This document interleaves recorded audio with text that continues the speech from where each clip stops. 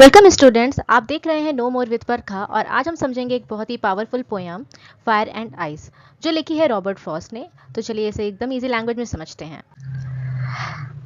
सबसे पहले हम देखते हैं फायर एंड आइस का इंट्रोडक्शन ताकि हमें समझ में आ सके एक्चुअल में पोयम हमें कहना क्या चाहती है। तो fire and ice is a short yet deeply meaningful poem written by Robert Frost. The poem discusses different possibilities for the end of the world and uses fire and ice as metaphors to represent human emotions. The poet suggests that the world could end in two ways, either by fire, which symbolizes desire and passion, or by ice, which symbolizes hatred and cruelty. Both are destructive forces that can lead to the downfall of humanity. Means fire and eyes एक short लेकिन deep meaning वाली poem है जो Robert Frost ने लिखी है। ये poem दुनिया के अंत को बताती है, अंत पर चर्चा करती है और इंसानी भावनाओं को फायर और आइस के रूप में दिखाती है। पोएट ये बताने की कोशिश करते हैं कि दुनिया का अंत दो तरीकों से हो सकता है, या तो फायर यानी कि आग से जो इच्छा और पैशन को इंडिकेट करता है, या फिर आइस यानी कि बर्फ जो नफरत यानी कि हेट्रेड और क्रुएलिटी का इंडिकेटर है। ये दोनों एक्सट्रीम इमोशंस इंसान और समाज को तबाही की ओर ले जा सकते हैं।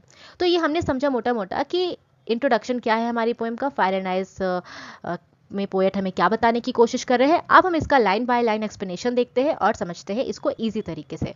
तो चलिए शुरू करते हैं। सो हमारी पहली लाइन है, some say the world will end in fire, some say in ice. Poet कहते हैं कि कुछ लोग मानते हैं कि दुनिया आग से खत्म होगी, जबकि कुछ लोग कहते हैं कि बर्फ इसकी वजह बनेगी।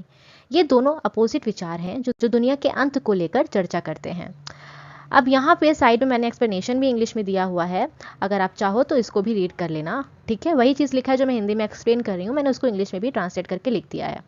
अब बढ़ते हैं नेक्स्ट लाइन की तरफ। From what I have tasted of desire, I hold with those who favor fire. Poet अपने व्यक्तिगत अनुभव यानी कि पर्सनल एक्सपीरियंस को शेयर करते हैं और कहते हैं कि वो डिज़ायर को समझते हैं। उनका कहना है कि इंसानी लालच, जो ग्रीड होता है, जो पैशन होता है और जो इमोशंस होते हैं, वो इतने पावरफुल होते हैं कि ये दुनिया को एक दिन तबाह कर सकते हैं। समझ रहे हैं? पोएट कहते हैं कि मैं डिज़ायर को समझता हूँ, मैं ये समझता हूँ कि जो ह्यूमन का इमोशन होता है, ह्यूमन का जो पैशन होता है, उसकी जो लालच होती है, वो इतनी ज़्यादा प्रबल होती है, इतनी ज़्यादा पावरफुल होती है कि वो इस वर्ल्ड को, इस दुनिया को तबाह करने के लिए सफिशिएंट है। इस वजह से वो उन लोगों को सपोर्ट करते हैं जो लोग ये कहते हैं कि ये जो दुनिया है वो फायर से ख़त्म होगी। ओके, नेक्स्ट लाइन की तरफ बढ़ते हैं। But if it had to perish twice, I think I know enough of hate. Poet ये मानते हैं कि अगर कभी दुनिया का अंत दो बार हो तो दूसरी बार का अंत नफरत यानी कि हेट्रेड की वजह से हो सकता है। यहाँ पोएट आइस यानी कि बर्फ को हेट्रेड का प्रतीक बताते हैं, जो इंसानी इमोशंस का एक दूसरा एक्सट्रीम रूप है। चलते हैं नेक्स्ट लाइन की तरफ।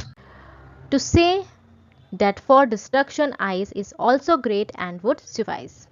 पोएट कहते हैं कि हेट्रेड भी उतना ही पावरफुल और डिस्ट्रक्टिव है, यानी कि बर्बाद करने वाला है, जितना कि डिज़ायर है।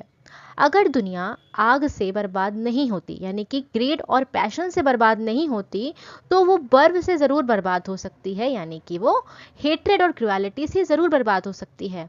यहाँ पोएट ये संदेश देते हैं, ये बताते हैं कि डिज़ायर और हेट्रेड दोनों इंसान, समाज और दुनिया को तबाह करने के लिए सफिशिएंट है। ठीक है, तो ये था हमारा line by line explanation ice and fire and ice का। आई होप समझ में आया होगा। अब हम बढ़ते हैं मॉरल ऑफ द पोएम की तरफ। यहाँ इस पोएम से हमें 3 पॉइंट्स समझ में आते हैं इस पोएम को पढ़ने के बाद। पहला ये आता है कि एक्सट्रीम डिज़ायर और अनकंट्रोल्ड इमोशंस इंसान और समाज के लिए खतरनाक हो सकते हैं। पहला तो ये समझ में आता है। दूसरा में समझ में आता है कि हेट्रेड और इनसेंसिटिव बिहेवियर भी उतनी ही बड़ी तबाही ला सकता है जितना कि लालच और पैशन ला सकता है। तीसरा हम जो समझ में आता है हमें इस पोएम से, वो ये आता है कि अगर हम अपनी भावनाओं पर कंट्रोल नहीं करेंगे तो ये दुनिया एक दिन खुद ही बर्बाद हो जाएगी। यानी कि ह्यूमन के जो इमोशंस हैं उसी से डिपेंड करता है कि हमारी दुनिया बर्बाद होगी या बची रहेगी।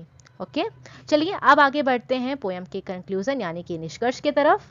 फायर एंड आइस शॉर्ट लेकिन बहुत ही इम्पैक्टफुल पोयम है जो बताती है कि इंसानी भावनाएं कितनी पावरफुल हो सकती हैं। अगर ग्रीड और पैशन इंसान को तबाह कर सकता है तो हेट्रेड और क्रुएलिटी भी उतनी ही खतरनाक है जो इस दुनिया को ख़त्म करने के लिए सफिशिएंट है। रोबोट फ्रोस्ट इस पोयम को एक सिंपल लैंग्वेज और स्ट्रॉन्ग सिंबलिज्म के माध्यम से समझाने की कोशिश करते हैं हमें कि अगर हम अपने इमोशंस को कंट्रोल नहीं करते तो ये दुनिया एक दिन बर्बाद हो सकती है। ओके, तो सो लर्नर्स, आज की टॉपिक से आपको क्या नया सीखने को मिला कमेंट में मुझे ज़रूर बताएं। अगर आपको ये वीडियो पसंद आई तो लाइक करें, शेयर करें अपने दोस्तों के साथ और सब्सक्राइब करें नो मोर विथ बरखा को, ताकि आपको मिले ऐसे ही और इंटरेस्टिंग और इन्फॉर्मेटिव वीडियोस। मिलते हैं नेक्स्ट वीडियो में एक नए टॉपिक और नए नॉलेज के साथ। तब तक पढ़ते रहिए और नए कॉन्सेप्ट को एक्सप्लोर करते रहिए। Happy learning. Thank you so much.